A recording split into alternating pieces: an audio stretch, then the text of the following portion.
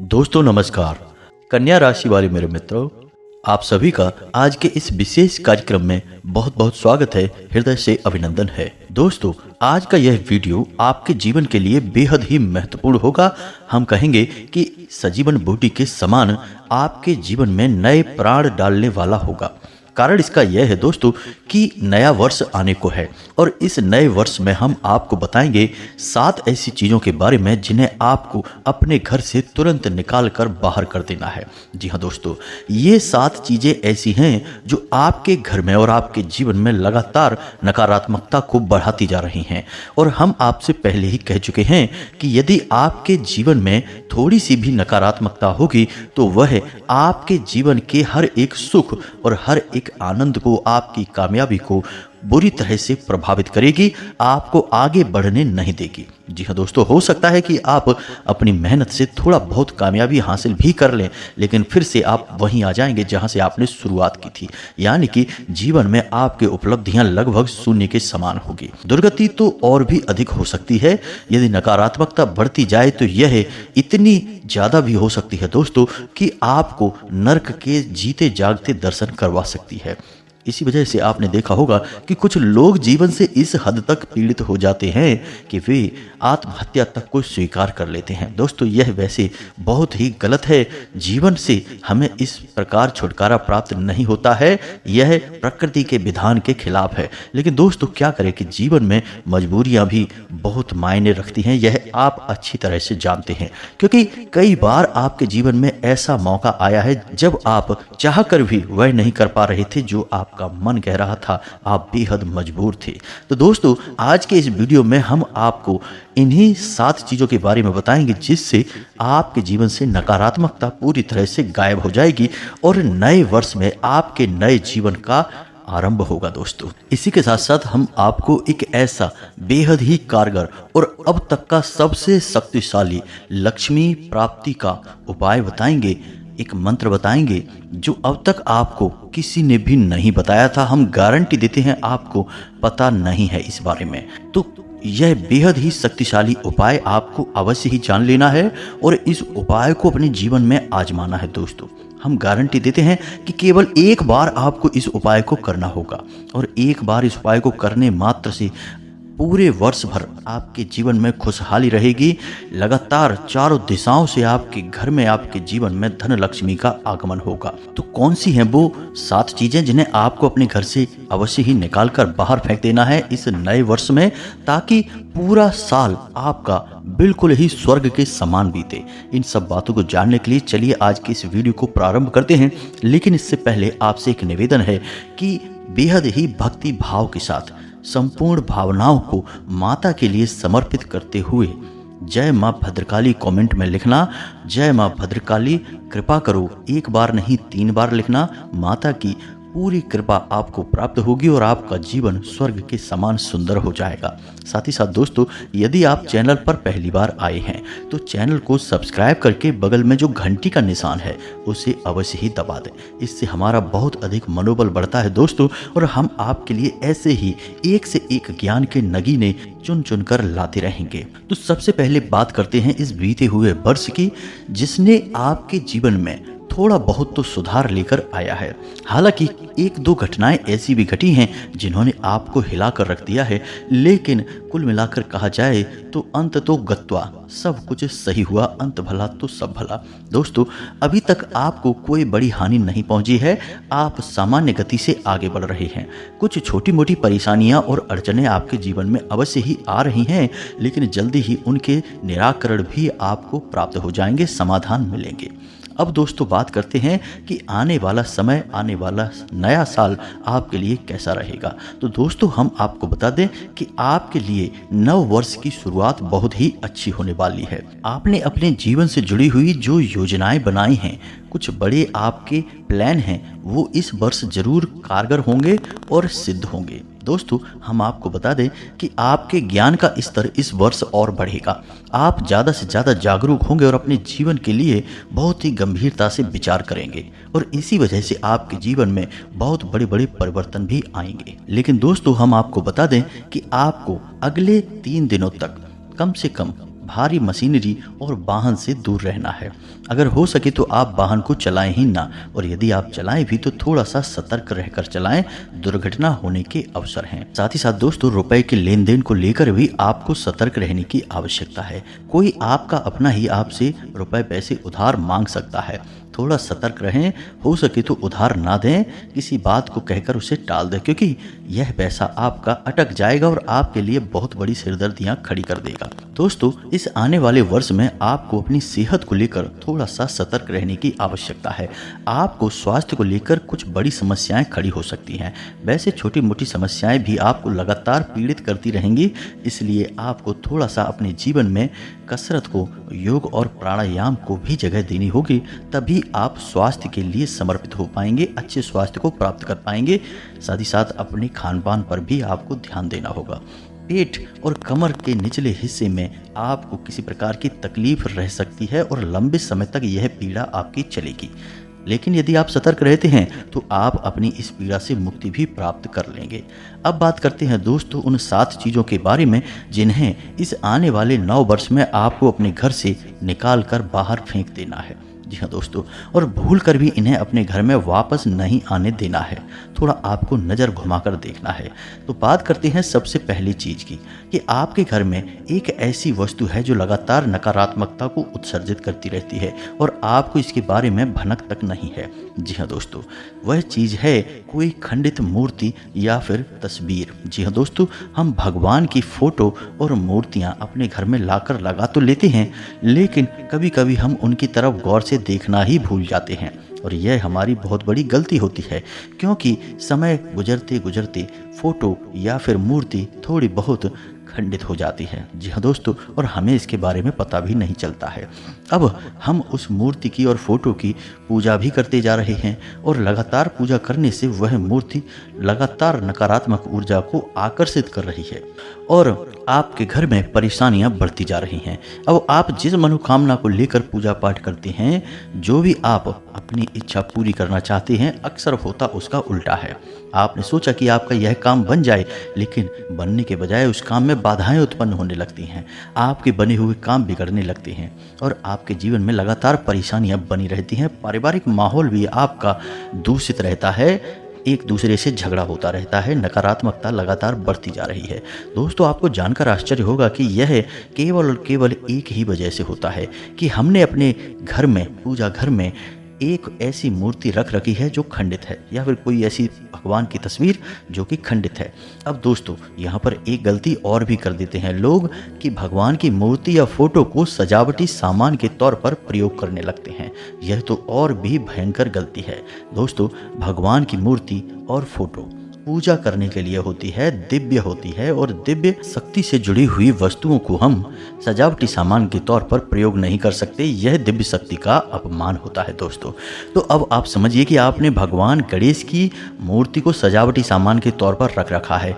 तो अब आप समझिए कि जिन्हें हम सजावटी सामान के तौर पर प्रयोग करते हैं, उन वस्तुओं का हम सही तरीके से ख्याल नहीं रख सकते हैं, पूरे विधि विधान से उनका पूजन अर्चन नहीं हो पाता है और उनमें नकारात्मकता आ जाती है। तो यदि आपने गणेश जी की मूर्ति रख रखी है तो आपके बने हुए काम बिगड़ेंगे।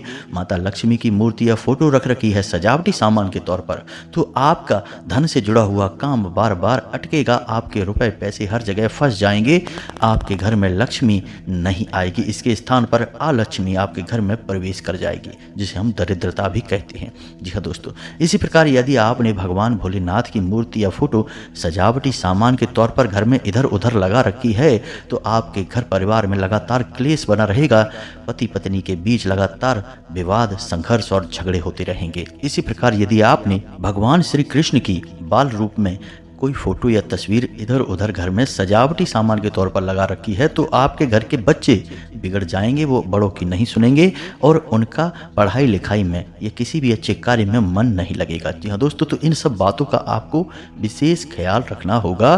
कोई भी भगवान की फोटो या मूर्ति सजावटी सामान के तौर पर प्रयोग ना करें। हाँ, एक काम आप कर सकते हैं कि भगवान से जुड़ी हुई वस्तुओं को आप सजावटी सामान के तौर पर प्रयोग कर सकते हैं।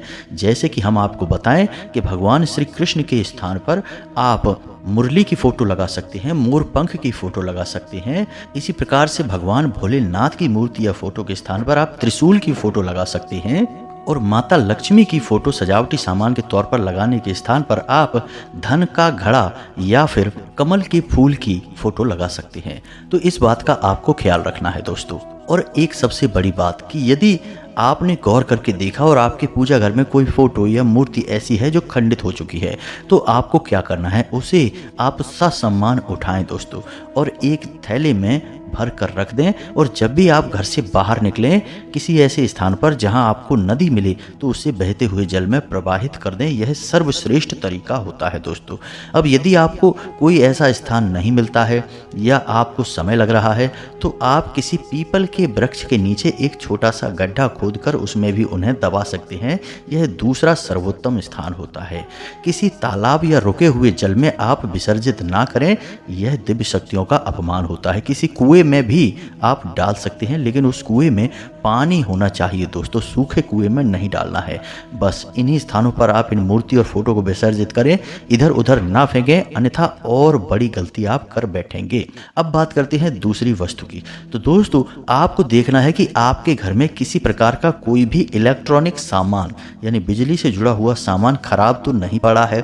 जी हाँ दोस्तों, कोई ऐसा उपकरण जो खराब है और आपके घर में यहाँ वहाँ पड़ा हुआ है, आपको गौर करके देखना है, नज़र अच्छी तरह से घुमा कर देखनी है।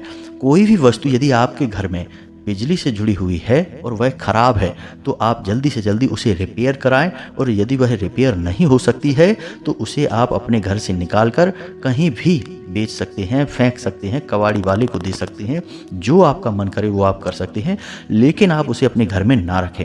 आपके घर में बेशक आप स्टोरेज के लिए अलग कमरा बनवाए हों, वहाँ पर भी ना रखें। और ना ही अपने घर के छत पर, ना ही अपने कमरों में ऊंचे जो टाड़ होते हैं वहाँ पर, कहीं पर भी आपको नहीं रखना है दोस्तों।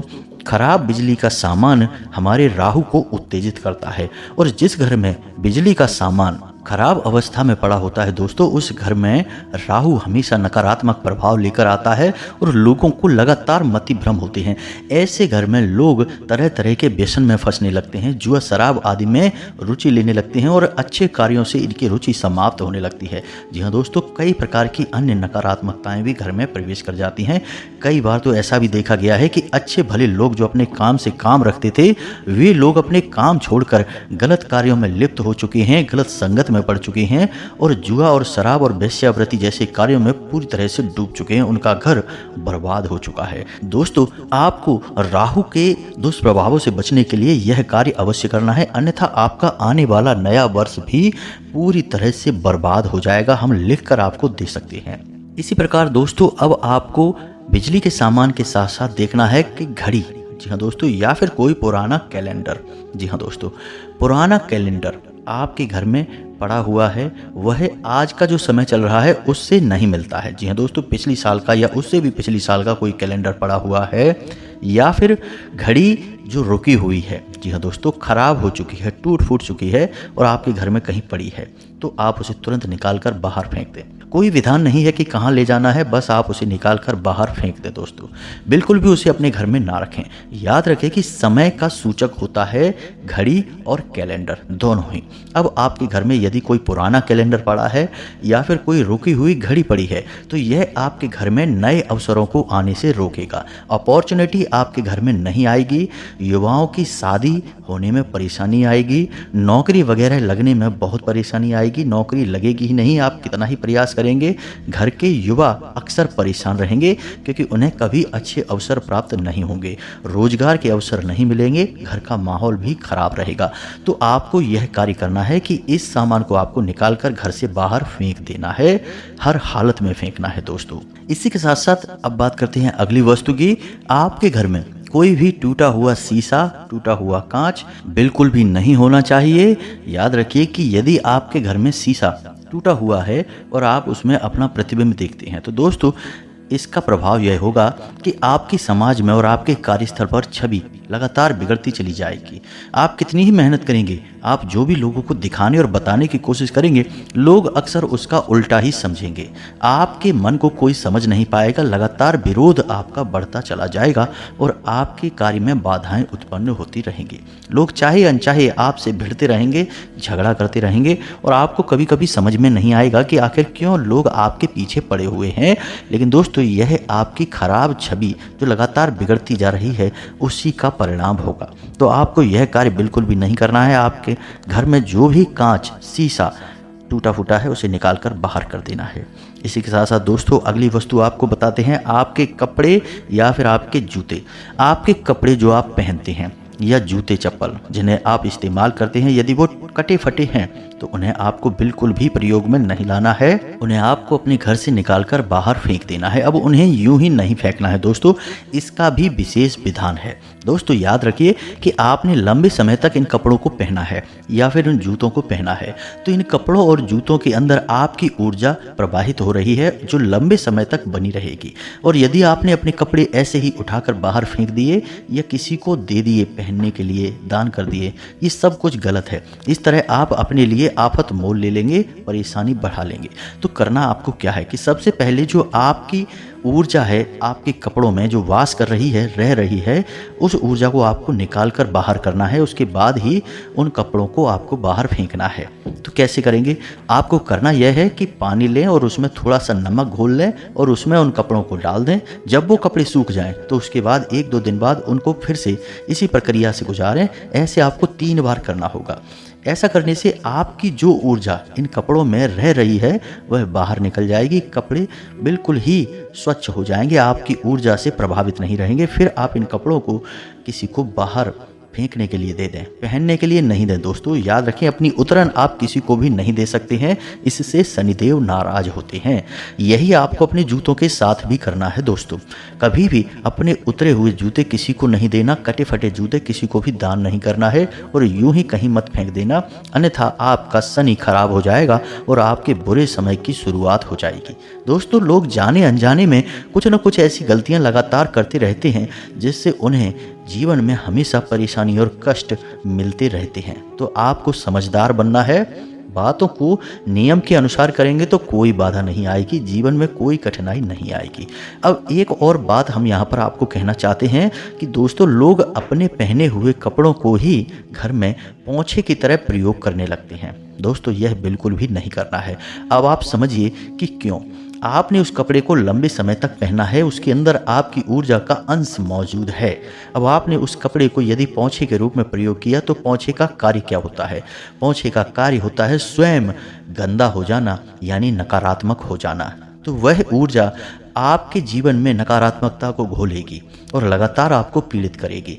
जिन घरों में महिलाएं ऐसा कार्य करती हैं कि पुरुषों के या बच्चों के कपड़ों को पोंछे के रूप में प्रयोग करने लगती हैं, उस घर की शांति और सुकून सब गायब हो जाता है। हमेशा परेशानी, बाधाएं और समस्याएं आती ही रहती हैं। तो आपको ऐसा नहीं करना है।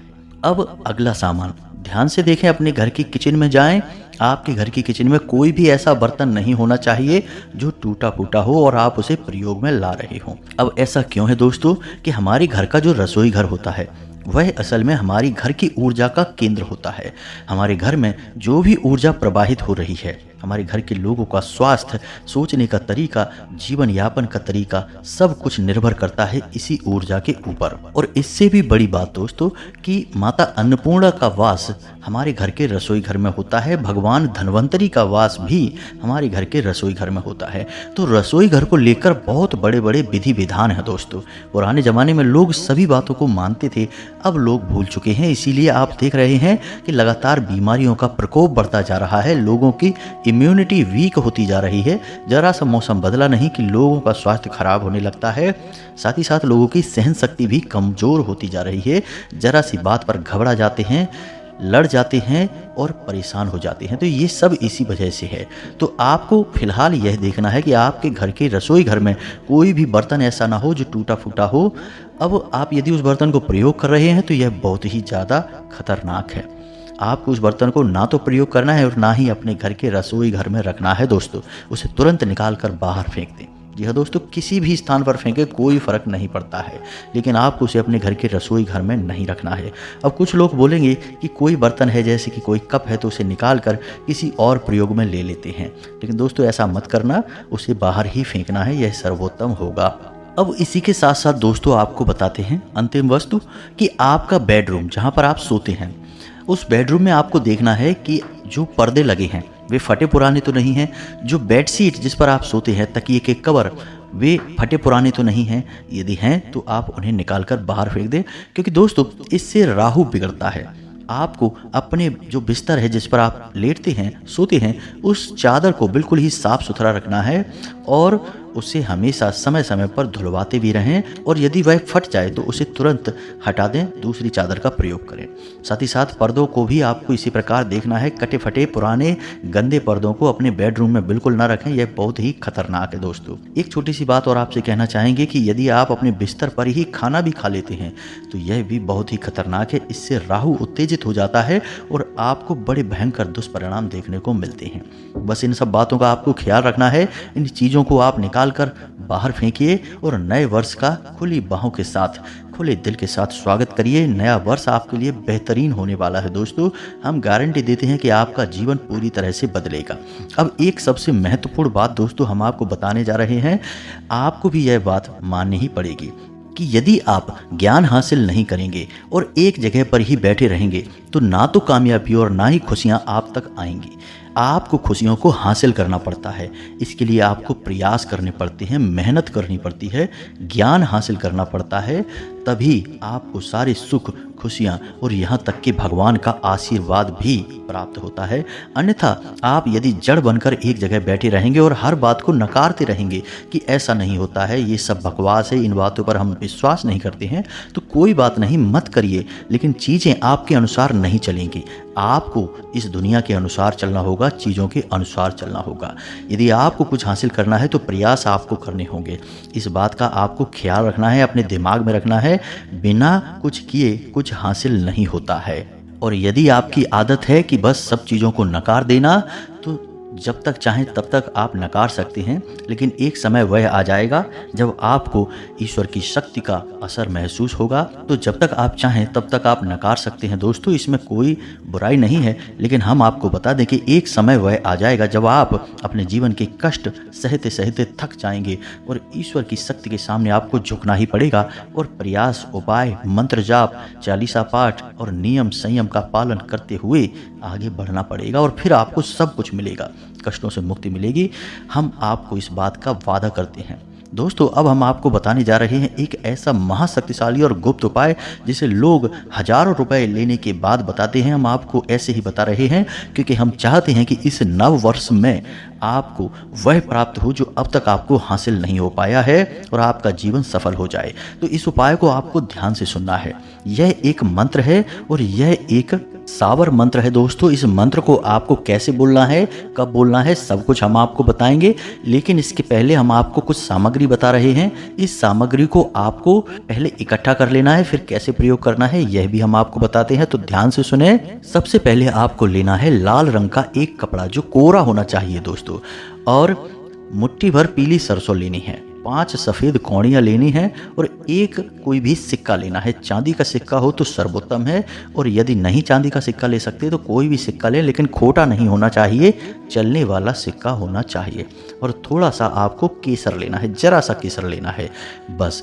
अब आपको क्या करना है कि एक पोटली बनानी है और पोटली में इन सब चीज़ों को गांठ बांध कर रख लेना है।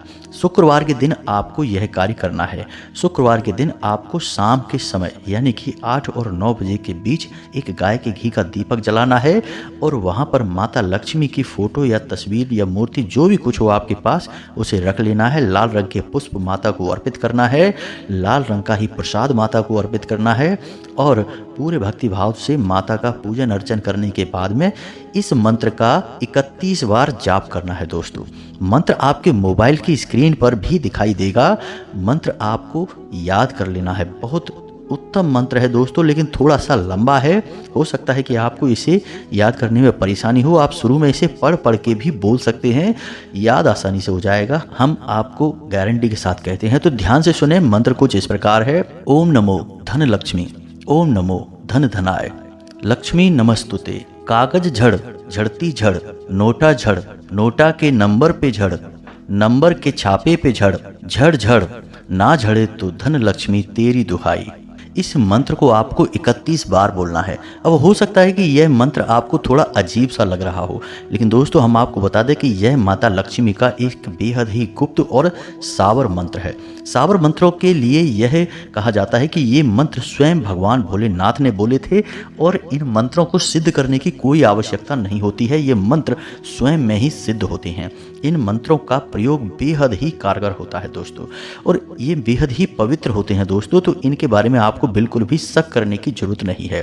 बस आप इस मंत्र का प्रयोग 31 बार करेंगे और उस गांठ को, जो आपने सामान जो हमने बताया है, उस गांठ को आपको उठाकर अपनी तिजोरी में रख देना है। या जहां पर भी आप धन रखते हैं, रुपए पैसे ला कर रखते हैं, वहां पर आपको रख देना है। दूसरे ही दिन से आप इसका प्रभाव देखेंगे दोस्तों, हम गारंटी देते हैं। यदि ना प्रभाव हो तब आप कहना, हमें कमेंट करके बताना दोस्तों। अगले ही दिन से आपके जीवन में धन लक्ष्मी आगमन के नए नए स्रोत बनने लगेंगे। उम्मीद है कि जो बातें हमने आपको बताई हैं वो आपको अच्छी तरह से समझ में आ गई होंगी। अब यदि कोई प्रश्न उठता है आपके मन में तो आप निश्चिंत होकर कमेंट करें, हम आपके प्रश्नों के जवाब देने की पूरी कोशिश करेंगे। वैसे तो हम सारी बातें आपको विस्तार से बता ही चुके हैं। बस आपसे निवेदन इतना करेंगे कि आप इन बातों को अमल में जरूर लाएं, अपने जीवन में प्रयोग में जरूर लाएं और इस प्रयोग को अवश्य करें। जो मंत्र हमने आपको दिया है और जो विधि आपको बताई है, इसका प्रयोग आप अवश्य करें।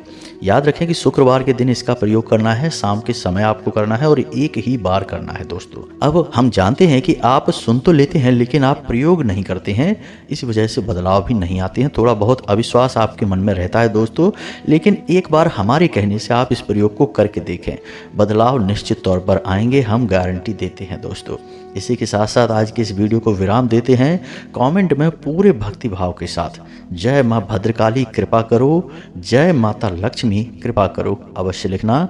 माता भद्रकाली और माँ लक्ष्मी आपके ऊपर पूर्ण कृपा बरसाएंगी, आपका जीवन बदल जाएगा, उद्धार होगा। मिलते हैं अगले ज्ञानवर्धक वीडियो में, तब तक के लिए धन्यवाद। जय माता की।